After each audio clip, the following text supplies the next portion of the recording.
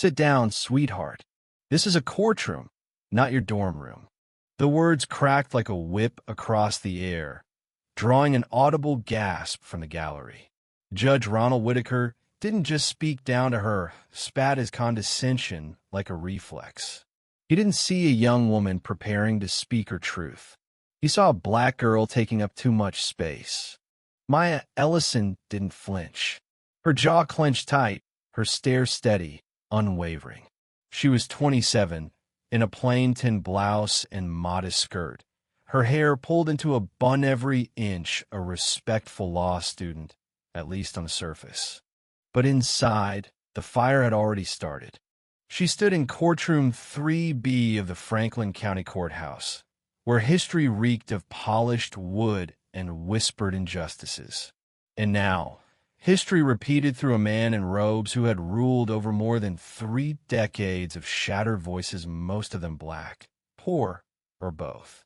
Maya had been preparing for this moment for nearly 2 years, but she hadn't planned for it to hurt quite this much. The judge's eyes weren't just dismissive, they were venomous, soaked in an entitlement bred by years of unchecked power. His chuckle, half-muttered, wasn't funny. It was an echo of centuries. "You're here for what? A class project?" he said again, louder this time, to the audience, eliciting a few dry laughs from the back. "We don't do field trips for extra credit, young lady."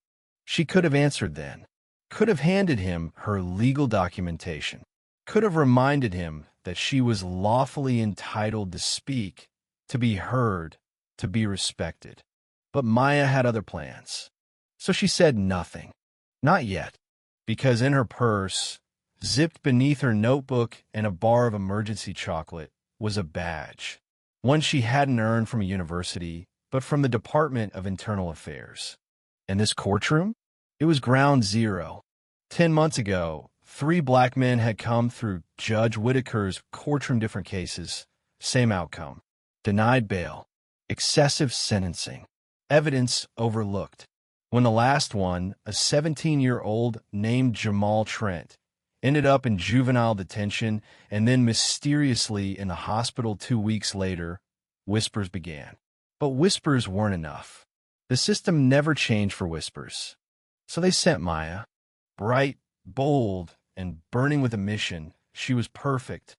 A police officer with a flawless record, excellent academics, and a background that let her blend in as just another striving young black woman in a white man's world.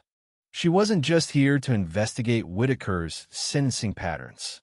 She was here to watch, to document, to infiltrate, and if she did it right, to expose not just a man, but a mindset. She sat in silence as the judge moved on, calling another name. But her presence, her silent sight, worked like static in a clean signal. His rhythm faltered. Twice he glanced her way. Once he squinted, as if trying to place her. It wasn't recognition. It was confusion. The same confusion men, like him, always wore when the system they leaned on began to shift beneath their feet. Outside the courthouse later that afternoon, Maya found herself surrounded by students and interns buzzing about constitutional law and court decorum. She smiled faintly, nodded when expected, but her mind was elsewhere, piecing together names, timelines, and transcripts. She had already uncovered over a dozen cases in Whitaker's docket where evidence suppression had gone unchallenged. She'd watched patterns of higher bail for black defendants, longer sentences for similar crimes, and courtroom language that to the trained ear dripped with prejudice. But proving it? That took more than patterns. It took a breaking point, and that came sooner than she expected. 3 days later, the judge was assigned a juvenile robbery case. Defendant, Malik Barnes, 17, no priors, accused of snatching a woman's purse and running. Witness report shaky. No video, no fingerprints. But Malik was black, and that was enough. "I don't need to hear the rest," Judge Whitaker interrupted just 7 minutes into the public defender's plea. "Remand without bail." Gasps again. A woman in the gallery burst into tears. Malik's mother, barely holding herself upright in the pew. Malik, cuffed and shackled, blinked in disbelief. This time, Maya didn't stay silent. "Your Honor, permission to approach the bench." The courtroom froze. Whitaker blinked. "You're not part of this case," he snapped. "You have no standing." "I have evidence relevant to this proceeding," she said calmly, voice amplified by the room's hush. "And a badge." She reached into her bag and pulled it out, holding it up for the judge and the bailiff, the press in turn, and everyone else to see. "Internal Affairs. Metro PD. Full clearance." Judge Whitaker paled. "What is the meaning of this?" he barked, though his hands trembled. "The meaning is simple," Maya said. "You've been under investigation for judicial misconduct, for racial bias, for obstruction of justice, and I've been collecting proof for months. Malik Barnes was your latest mistake, but he won't be your last because now the system is watching you." Dead silence. Then a voice from the back. "Oh my God," someone whispered. "She's a cop." And then another. "She just flipped the whole damn courtroom." Cameras clicked. Phones recorded. Even a bailiff took a step back. The judge rose to his feet, towering above the bench, but his authority had already crumbled. For once, the robe wasn't enough to shield him. "I'll be filing an injunction," he growled. "This is entrapment. This is illegal." "No, sir," Maya said, calm as a storm before thunder. "What's illegal is what you've done to hundreds of black lives in this courtroom. I'm just the one who got here with a pen, a badge, and the courage to say enough." Behind her, Malik's mother sobbed not from pain this time, but from relief, because someone had finally stood up, and the whole room saw it. The fallout began even before the gavel fell. Judge Whitaker didn't adjourn the session. He stormed out through his private door, a red flush creeping up his neck like a wildfire. The bailiff hesitated, unsure who he was supposed to protect. Maya stood motionless, badge still in hand, every pair of eyes pinned on her like needles. The courtroom emptied in waves, first the students, then the journalists, then the stunned onlookers who weren't sure if they had witnessed a scandal or a revolution. Maya stayed. She sat back down on the wooden bench in the front row, heart pounding like a war drum in her chest. She wasn't just an undercover officer anymore. She had just gone public. And with that, the game changed. Her phone vibrated violently in her bag. "Captain Sorrento." She stepped outside to take it. "Ellison," she answered. "Jesus, Maya," he hissed through the line. "That wasn't the plan." "He was about to destroy another kid's life," she said, her voice low but firm. "I couldn't sit through it again. You blew your cover." "My cover wasn't the point. The truth was." There was silence on the other end. Then a sigh. "You better come in." Now, everything just got elevated. By the time she got to the Internal Affairs office, 2 lawyers were already waiting. So his assistant, D.A. Marlene Cho, eyes blazing and folder in hand. "He's called in a complaint," Cho said flatly, "claiming harassment, coercion, unlawful surveillance." "Let him," Maya said, dropping her own folder on the table. "I've got signed warrants, recorded sessions, court transcripts, expert reports. Every T crossed, every I dotted. You want clean? I'm cleaner than soap." The lawyers reviewed everything. The room was tense. At one point, someone muttered, "This is career suicide." But Maya didn't blink. Captain Sorrento leaned forward, brow furrowed. "Do you realize what's about to happen?" Maya nodded. "The media will eat this alive. The courts will circle wagons. You're not just taking down Whitaker. You're putting the whole bench under a microscope." "Good," she said. "It's about damn time." Within 24 hours, the footage went viral. A local journalist posted the moment Maya revealed her badge, followed by a short montage of the judge's history. Names, sentences, racial patterns, and Maya's calm, decisive words. The video exploded across Twitter, TikTok, and every major network. Ellison exposes Whitaker. Justice is watching. Undercover for justice. She didn't mean to become a symbol. But sometimes, symbols aren't chosen, theory born. 2 days later, Maya received a knock on her apartment door at 10:43 p.m. She peeked through the peephole. Malik's mother. Maya opened the door slowly. The woman stepped in without a word and wrapped her arms around her, sobbing quietly into her shoulder. "You saved my boy," she whispered. "You saved him." Maya held her, feeling the weight of 1,000 other mothers who never got this moment. Her chest ached. "He deserves a chance," Maya said softly. "That's all." The woman pulled away and looked into Maya's eyes. "You gave him one." She left behind a small box before she exited a batch of sweet rolls, homemade, still warm. Maya didn't eat a single one that night. She just sat at the table, staring at them, wondering how long it would take for the world to treat women like her son as full people worthy of roles, of comfort, of mercy. Meanwhile, the judicial system moved slowly, reluctantly, like a machine being asked to grind its own gears. Judge Whitaker refused to step down. He issued a public statement. "The young woman who stormed into my courtroom with a badge and a script is not a hero. She is a plant, part of a political agenda aimed at undermining judicial authority and discrediting the legal process. I have served this county for 31 years. I will not be intimidated by theatrics." Maya watched it on the news. The smug curl of his lips, the dismissive way he said, "Young woman." "You're scared," she said to the screen. "You should be." Internal Affairs released an official report. 137 cases reviewed. 93 with questionable sentencing practices.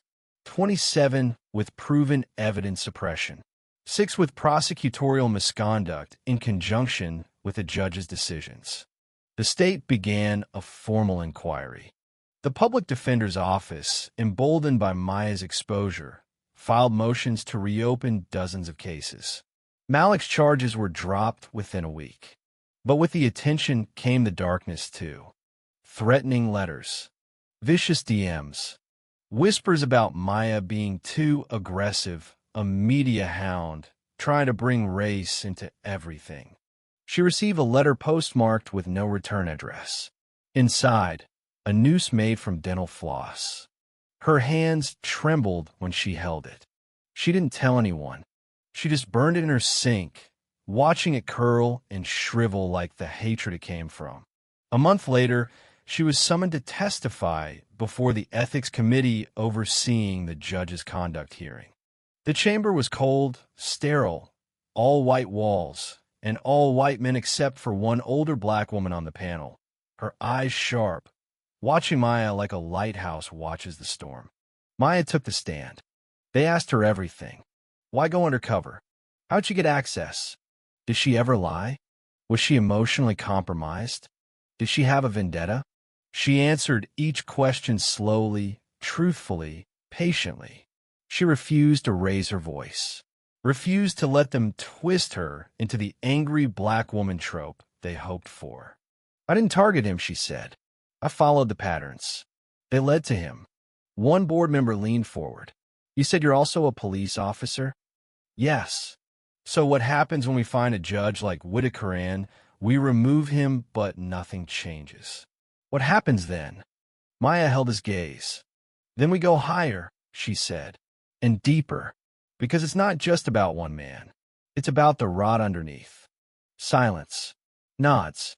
Scribbled notes. When she stepped out of the room, the black woman on the panel caught her eye. She mouthed one word, "Thank you." 3 weeks later, Judge Whitaker resigned. He claimed health concerns, stress, unwarranted scrutiny. But behind closed doors, the disciplinary findings were brutal. He had violated due process in over 70 instances. He had coordinated off-the-record conversations with prosecutors, pushing for maximum sentencing on minority defendants. He had referred to black teenage boys as thugs in suits in emails. He had joked about welfare queens when denying bail to single mothers. His pension was slashed. His legal license was suspended pending appeal. And for the first time in 3 decades, courtroom 3B stood empty. Maya walked through it one last time. Alone, though it smelled the same. The echo felt heavier now. She ran her hand along the empty bench where he once sat. "You built a throne out of fear," she whispered, "but we turned it into a witness stand." As she turned to leave, a young black clerk entered the room. "You're her, right?" he asked. Maya nodded. He smiled nervously. "I'm applying to law school next year. Thought about giving up after what happened to my cousin in here. But you made me believe again." Maya blinked back a rush of tears. She nodded again, unable to speak. He turned to his desk. She walked out, and for the first time in months, the sun felt warm again. The media circus died down, eventually. Like all scandals, it burned white hot and flickered under newer flames. But for Maya, the fire never left, because she knew it wasn't over. Whitaker was only one link in a rusted chain. She returned to her regular unit within the Internal Affairs Division, but nothing felt regular anymore. Her desk, her files, even her badge all carried the weight of what she had done. And what was still left to do? She thought exposing a corrupt judge would bring closure. Instead, it opened doors she didn't know existed and some she wasn't sure she wanted to walk through. One of those doors came in the form of an invitation. An anonymous manila envelope arrived at the department. No return address, again, but this time, no threats, just documents. Scans of internal emails from 2 prosecutors working hand in hand with Whitaker, arranging meetings off the books. "Coordinate sentencing," one email said. "We can't risk another Jamal Trent situation. Keep things tight." Another message read, "If she's undercover, we need eyes in her department ASAP." They weren't just protecting Whitaker. They were trying to destroy her. And they were still out there. Maya scanned the pages again. Someone inside the system wanted her to see this. Someone who couldn't go public. Not yet. She made a copy, slid it into a separate envelope, and marked it, "Malik Barnes Case Revisited." It wasn't just about Malik anymore. It was about every teen, every mother, every defendant who never stood a chance against that courtroom machine. The next day, Maya sat down with Malik for coffee. He was quieter now. Older, somehow, even though only weeks had passed. The weight of nearly being buried alive in the system had carved lines into his young face. "They tried to transfer me before you stepped in," he said quietly, sipping slowly. "Upstate. Said I'd be safer there. I don't even know where there was." "They lied," Maya said gently. "They always lie when they're losing control." He looked at her. "But you told the truth." She smiled barely. "It was about time someone did." He reached into his backpack and pulled out a notebook. "I'm writing everything down now," he said. "Not just what happened to me, but my cousin, my friends. I think if I don't, it'll disappear. Like it never happened." Maya blinked. "Can I read it sometime?" He nodded. "When I'm ready. Or when you are." They talked for another hour. And when Maya left the cafe, she paused under a faded mural across the street, a black fist, raised toward a paper gavel torn in half. She pulled out her phone and called DA Marlene Cho. "Meet me tomorrow," she said. "There's more. It's bigger than Whitaker." The room was smaller this time. A back office, dim lighting, no press, no suits. Just Maya, Cho, and a recorder. Maya laid out the new documents. Cho whistled softly. "Jesus, they were going to bury this." "Still might," Maya said. "Unless we move fast." Cho leaned back in her chair. "You realize what this means? These prosecutors, if they go down, others will fall with them. And you'll be target number 1. Again. I'm used to it." "No," Cho said, eyes steady. You're not. No one should be. Maya didn't respond. She was tired, bone tired, but that didn't mean she was stopping. Reopen Malik's entire case. All of it. Make it public this time, Maya said. Then request an independent panel to investigate prosecutorial collusion with the bench. Not just Whitaker, everyone he worked with. That'll piss off half the Bar Association. Good, Maya said. Then they'll know how the other half of us feel walking into those courtrooms every day. Cho nodded slowly. Let me talk to the state attorney. You'll be hearing from internal policy, too. I better, Maya replied, or I'll take it all to the press myself. There was a long pause. Then Cho cracked a wry smile. God help me. I believe you would. Within a week, the new investigation was underway. And unlike the last time, this one had teeth. Prosecutors resigned. Others went silent. A few, caught red-handed in emails or texts, tried to pivot blaming the culture, the pressure, the standard practice of maximizing sentences for public optics. But the public didn't buy it anymore. Not after Maya. Not after the footage. The testimony. The damning patterns. Maya had flipped a switch no one could unflip. And with it came something unexpected: young law students, public defenders, and even a few judges reaching out privately. I've seen the same thing in my circuit. I wanted to speak out for years. Teach us how you did it. And one message, handwritten on ruled yellow paper. You made me want to stay. Thank you. Then, something happened that Maya never anticipated. She was invited to speak at the Franklin Law School, the very institution where Whitaker once guest lectured every spring. Her first reaction was to say no. Too public. Too soon. Too exposed. But then she remembered the faces in that courtroom, the boys who never made it home, the women who never got to speak. And she said yes. The lecture hall was packed. Students sat on stairs, stood along walls. There were black and brown faces in every row. Some crying, some smiling, all listening. Maya stepped to the podium and paused. She didn't need slides. She didn't need a script. She just needed the truth. I wasn't always brave, she said softly.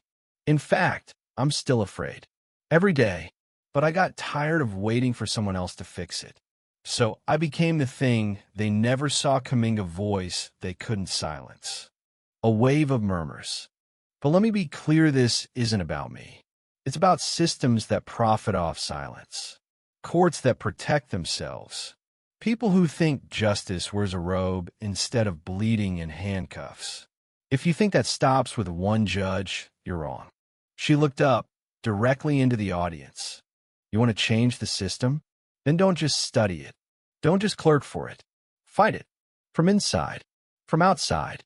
Wherever you are, make noise. A long pause. Then one student stood. Then another. And another. Applause erupted.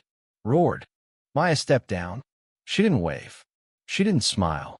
She just walked out. Let them stand for the cause, not the person. Back at home, she found another envelope. This time, it wasn't anonymous. It was from the ethics board. She opened it slowly, her fingers trembling. Inside, a letter of commendation. For unparalleled bravery and commitment to justice in the face of institutional resistance. Attached, a sealed recommendation. Appointment to the State Board of Judicial Review. She stared at it, then laughed. Loud, painful, almost hysterical. They wanted her to judge the judges. The irony wasn't lost on her. And maybe, just maybe, that was the point. Maya didn't accept the position right away. She stared at the letter on her kitchen table for 3 days. Each morning, she'd walk past it, pour her coffee, and pretend like it wasn't calling her name. She wasn't afraid of power. She was afraid of becoming what she fought.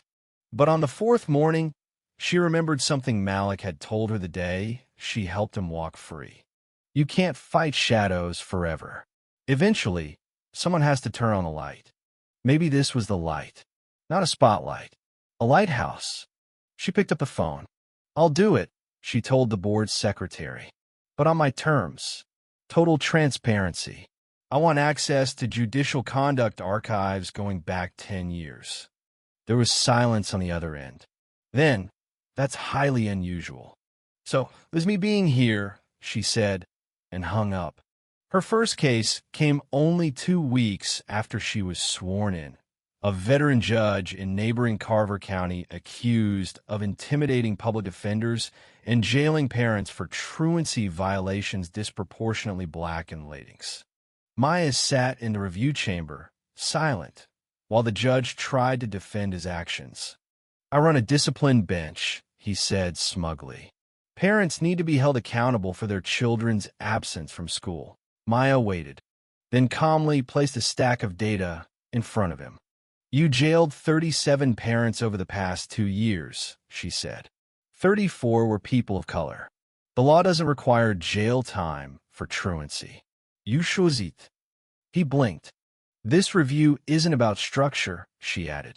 It's about how you decide who deserves mercy and who doesn't. The panel voted unanimously to remove him from a bench. It was the first time in 20 years that had happened. Word spread, quietly but powerfully. Judges started reading case law more carefully. Prosecutors took fewer liberties. And for the first time in her life, Maya felt the shift not in headlines, but in silence. The silence that comes when fear recedes. 6 months later, Maya found herself in front of another podium. But this time, it wasn't at a law school or courtroom. It was at a community hall in East Franklin, the same neighborhood where Jamal Trent had lived. The same one where Malik Barnes was nearly erased. The hall was packed. Mothers, activists, teenagers, grandparents, people who knew the system not from theory, but from bruises and folded court papers in broken English. Maya stood in front of them, not as a cop, not as a board member, but as a woman who had walked both sides of the line. There's something I need to say, she began, voice steady. I didn't save Malik. I didn't fix the courts. I didn't change the system. People shifted, unsure where she was going. What I did was stop lying to myself. I stopped pretending that being a part of the system meant I was doing enough. She scanned the crowd. You want justice? Don't wait for someone in uniform to bring it. Don't wait for someone in robes to hand it down. It starts in rooms like this, in voices like yours. She paused, then added softly, power doesn't belong to the people in charge. It belongs to the people who show up. The room stood still. Then, like dominoes, hands raised. One by one, stories poured out: unpaid fines, broken probation, stop and frisk harassment, court dates no one explained. Maya sat down among them and listened. That night, she didn't go home. She stayed until every story was heard. And when the last voice cracked with exhaustion, she opened her notebook and asked, "Where do we start?" A year later, Maya walked through the doors of the same courthouse where she first faced Judge Whitaker. Only now, the plaque on Courtroom 3B had changed. People's Justice Courtroom dedicated to community oversight and transparency. It wasn't just a title. It was a promise. Inside, a new judge presided, a Mexican-American woman with a background in public defense, known for using restorative justice circles and sentencing. The walls bore no portraits of old white men. Instead, there were framed quotes from Frederick Douglass, Maya Angelou, and Bryan Stevenson. Maya sat quietly in the back row as a young black teenager 16, caught for shoplifting diapers, stood before the bench. Instead of jail, he was offered counseling, a mentorship program, and a part-time job through a local community partnership. His mother cried, but this time it was gratitude. Maya smiled.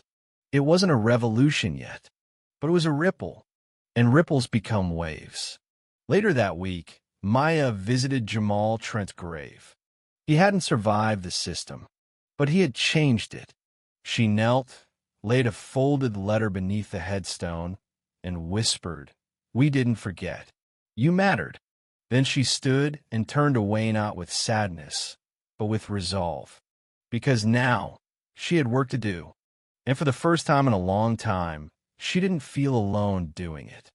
Back at her apartment, she opened the notebook Malik had given her. He'd sent it by mail, bound now with a leather strap. Inside were stories from his, some from others. Raw, honest, devastating. On the first page was a dedication. For those who never got to testify. At the bottom, a single line in his uneven cursive. Thanks for making your badge mean something. Maya closed the book and exhaled. She had walked through fire, and she had lit a torch behind her for others to see. Not as a savior, not as a martyr, but as a woman who refused to be silent in the face of injustice. And maybe, just maybe, that was what justice really looked like. Not in laws, not in robes, but in people who refuse to look away. The end. Thank you for listening. If you find it interesting, please like and subscribe to follow the next stories.